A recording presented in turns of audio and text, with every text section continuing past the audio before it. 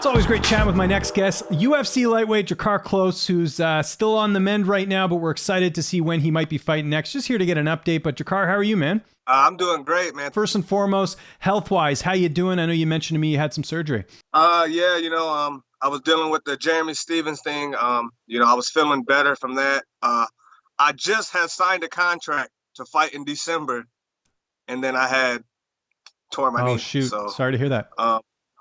just got back from had rehab therapy earlier, so just got back from that. So it's getting better. Good. And still making time for interviews. So I appreciate that, man. That's awesome. Are you able to say who you were allowed to fight, or will we just stick with you were fighting in December?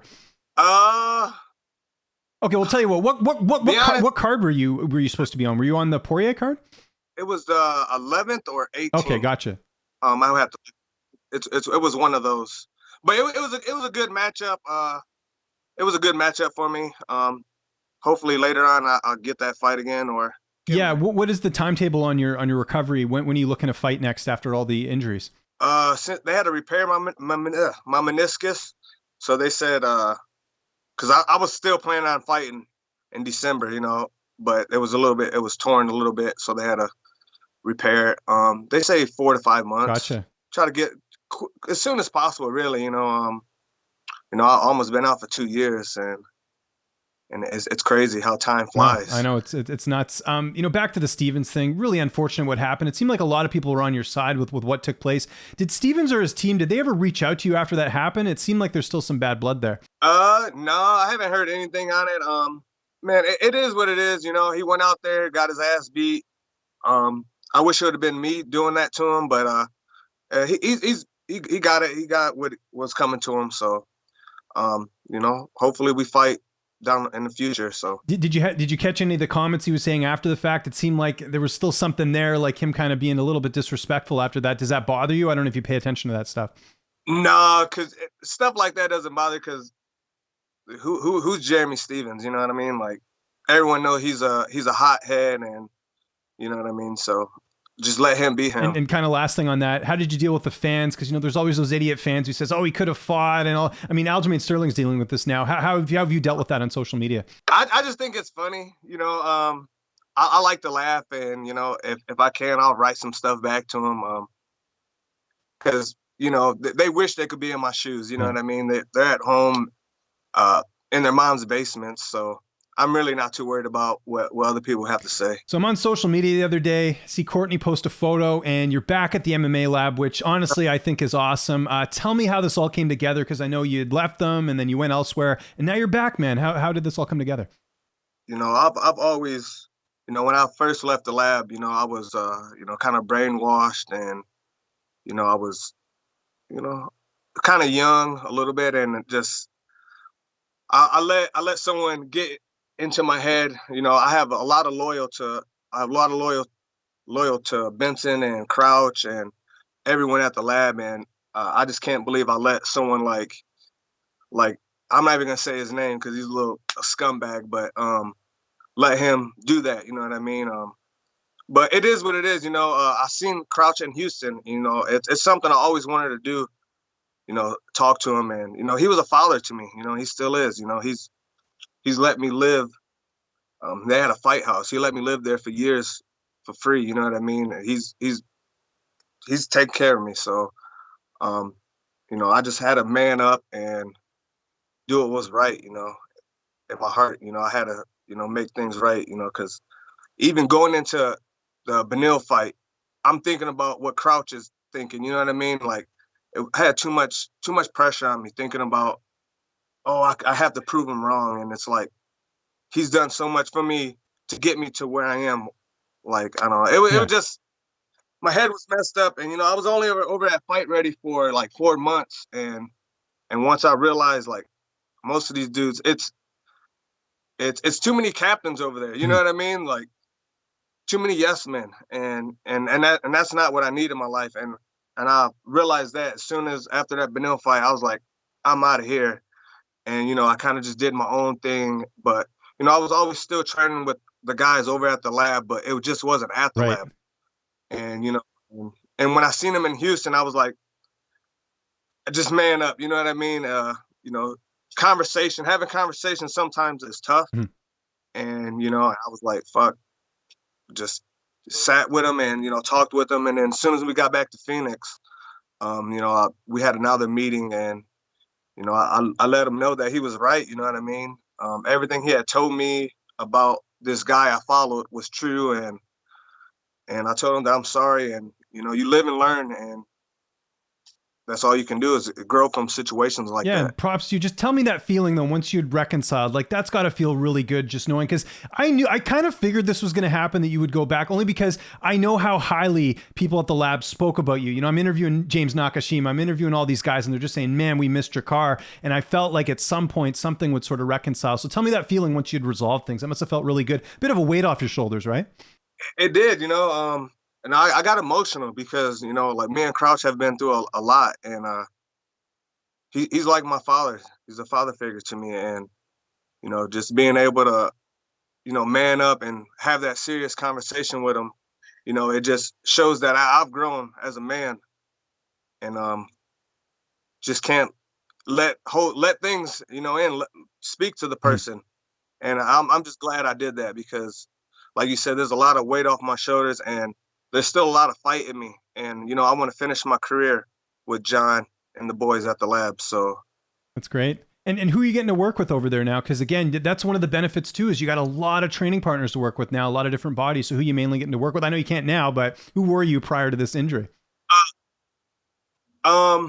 Still Benson, James, Mark, pretty much all the same guys. But now there's a lot of younger guys, a lot of young good talent coming up. So I'm happy about that. Get to watch these younger guys and actually, I'm helping coach over at. Actually, I'm coaching over at Tim Welch's.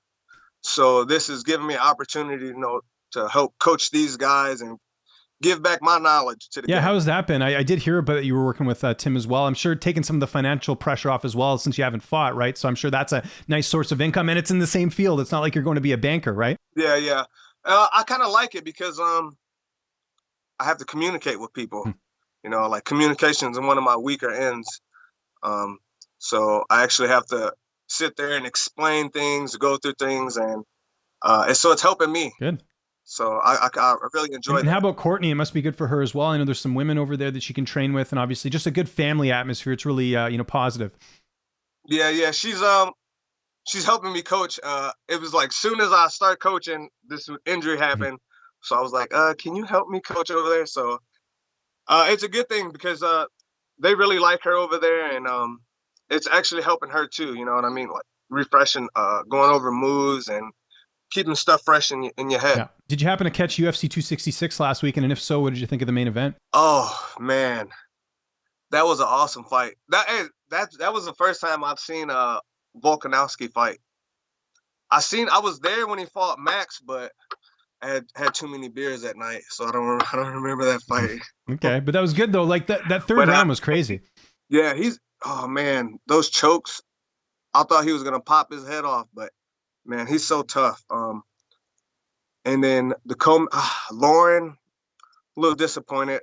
I used to train with Lauren, but I'm just glad she, got an opportunity to fight for the title. A lot of people say they can't do that. They never can do that. So I'm just glad. Yeah, I agree. And I was going to say just quickly about Lauren, like she won it off merit. She got that title shot off merit, which is good to see. You don't see that too often these days, right? Where Lauren actually had to claw her way to the top, beat tough contenders. A lot of fights people weren't expecting her to win, like Joanne Calderwood. So I'm with you. Like I like seeing that title shot because of the fact that Lauren worked her way to it, as opposed to going on the mic and calling someone out, right? Yeah. She was on a 5-fight win streak. That's hard to do. And when she left Arizona, and she went out there, something changed in her, you know what I mean? And it made her who she is. And I'm glad she got the opportunity and, hopefully, she can work her way back to that title shot again. And the other fight I got to ask you about, Nick Diaz, Robbie Lawler, just your thoughts on how that fight played out with Lawler looking really good and Diaz unable to continue after the third round. Man, Diaz came out looking like Tito in that boxing match. I was like, what the heck? And then he picked it up and I was like, okay. I think, you know, that time was 6 years Mhm. off. You know, in that time, you know, he probably was partying a lot. And then when he got on the mic at the end, I didn't understand what he was saying. Um, I think it was just like him trying to express that he didn't know how to express that, like, hey, this is my last fight, return. And I don't know, it was just weird, but definitely has to be his last fight. You know, we all grew up watching him fight. Um, kind of like Tito, we don't want, like, as me as a fighter and a fan, I don't want to see these older guys. Like, I know when it's my time, I'm gonna walk away. Like even if I'm done fighting now, I'm happy. Like, my brain's still intact. Like, I hate seeing these guys going out there and, you know, why? You know what I mean? It sucks. One of the things that kind of overshadowed the weekend a little bit was Jon Jones getting arrested. Just your reaction to that. I think people are like, man, not again. Man, it sucks. It sucks. He definitely needs to try to find some help.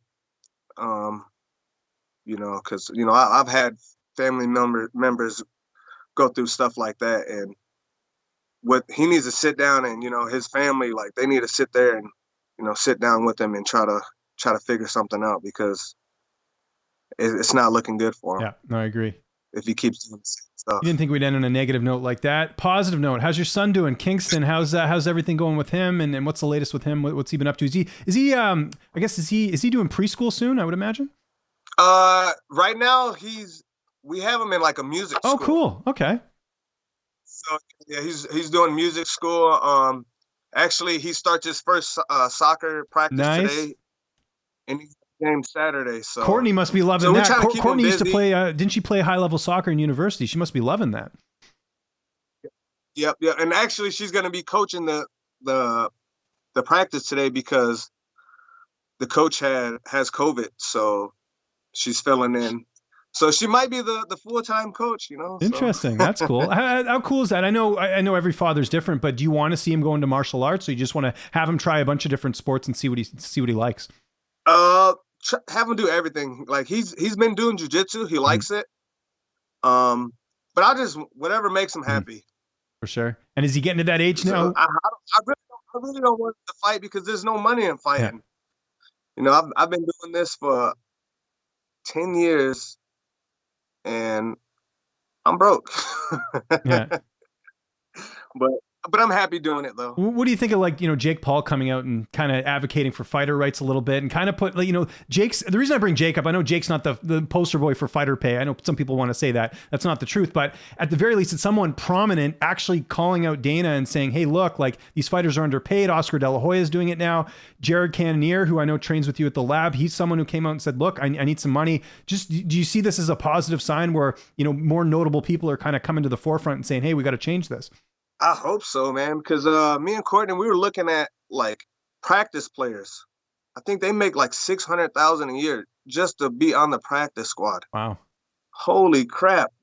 I was like, fuck, let me get on the practice squad. Like, it just sucks, you know, because I don't think there'll ever be a fighter union, because you got some random dude on the street, like, oh, you don't want to fight? Oh, he'll fight for $500. So it's like, we're always stepping on each other's toes. If we just all come together and unite as one and like, hey, we're not going to do this, I think something could happen. But until then, we're just going to keep talking about it. I hear you. Drakkar, thanks so much for the time, man. Great catching up with you. Sorry to hear about the injury, but we're looking forward to the next one. You know, get this time off and get all healed up.